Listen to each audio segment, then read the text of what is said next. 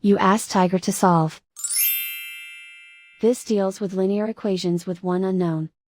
The final result is x equals 8. Let's solve it step by step. Simplify the expression. Expand the parentheses.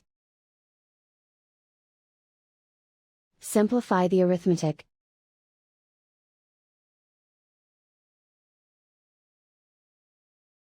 Group all x terms on the left side of the equation. Subtract 29x from both sides. Group like terms. Simplify the arithmetic.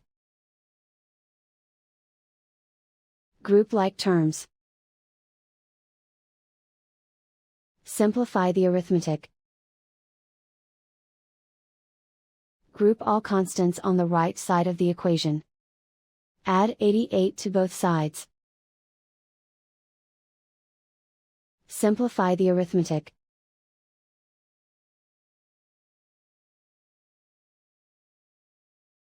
Isolate the x.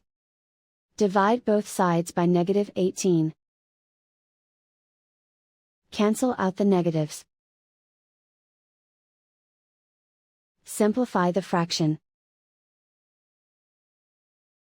Cancel out the negatives. Find the greatest common factor of the numerator and denominator. Factor out and cancel the greatest common factor.